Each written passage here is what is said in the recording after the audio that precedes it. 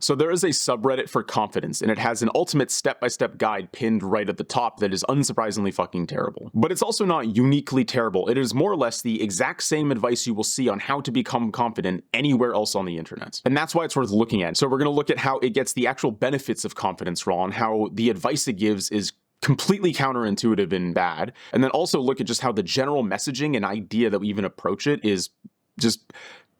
And at the end, maybe look at a strategy that kind of works for confidence, but more importantly, just talk about why there aren't any good guides for it. Because there is a reason. I'm Justin Leff, and I talk about motivation, adaptive thinking, and a whole bunch of other stuff in a way that helps you become your own psychologist. So here are the 3 reasons why it gives on why it's important to be confident. So what it says is that you'll have a clear direction in life, that you'll feel more fulfilled, and that you'll become better at things. And no, you won't. This is such a reversed understanding of what confidence actually does in a person's head. And I'm going to make this really clear with a simple analogy. So let's say that you are lost on a trail with your friend. You come up on a fork in the road and you have the choice to go left or right.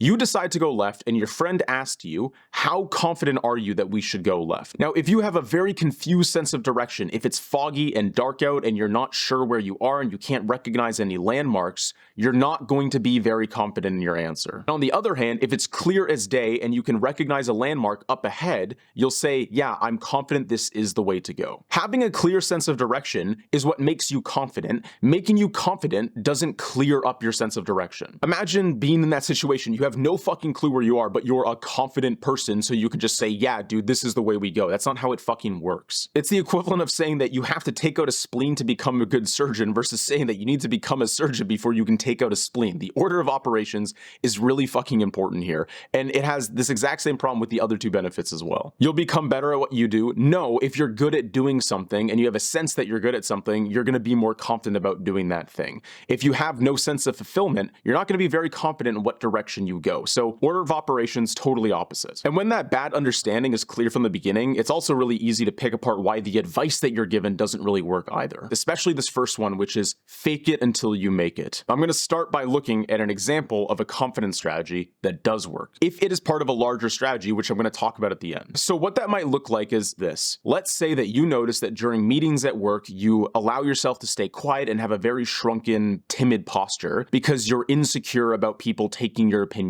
seriously. Now, instead of pretending to be confident and saying that you're very confident in your opinions and that you know other people will take you seriously, what you can do is directly confront that feeling of insecurity and act defiantly against it. The important difference there is that you are directly accepting and acknowledging the feelings of low worth, not pretending they don't exist with a fake performance. If you layer on top of your insecurity with a performance, you're just performing emotional suppression. You're not reprogramming your brain to feel more confident about what you're doing. Because that's always the idea, right? Is that it's rewiring your brain, and this is just some pseudoscientific fucking nonsense that we see come out of the confidence culture. Ignoring something doesn't make it go away. Challenging it does. And the way that you approach this idea determines if you see it as a challenge or as something that you need to suppress. And so the second piece of advice that comes in is that you need to use your body language, and it's wrong for more or less the exact same reason. Again, you can act against shrunken body language, but puffing out your chest is not a way to make you confident. These last 2 pieces of advice here I'm going to look at together,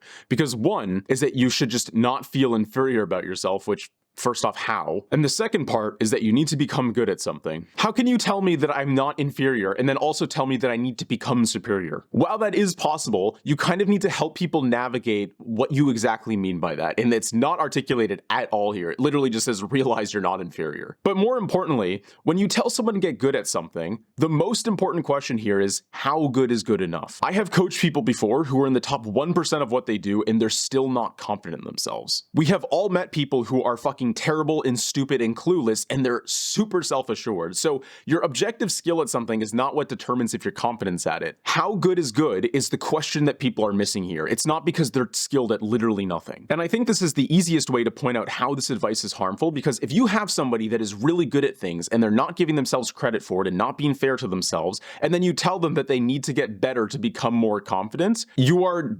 reinforcing terrible fucking ideas in this person's head. And this is exactly the kind of messaging issues that I think is the third and final point I have to say about this guide and all the guides like it. Because I'm finally going to explain to you what confidence really is, and it is not a fucking performance. It is also not a set of objective skills that you need to acquire for yourself. Confidence comes from one and one thing only, which is your underlying opinion about yourself and your actions. Everything you see about confidence is all about performances and abundance. It is all about doing particular things and acquiring particular things, and none of those interact with the primary fucking issue of confidence. And that is that when you look in the mirror or when you perform an action, you are constantly finding things to call into question. You suffer from an inability to justify who you are and what you do. And so doing more things and getting more skills does not change this. This is why there is no guide on how to be confident. Because truly affecting your confidence comes from challenging the underlying opinions that you have about yourself, and a video on the internet doesn't know your opinions. The best a guide will ever be able to do is help you understand how to explore those opinions. And so that's what I'm going to do with the strategy that I mentioned earlier. We're going to look at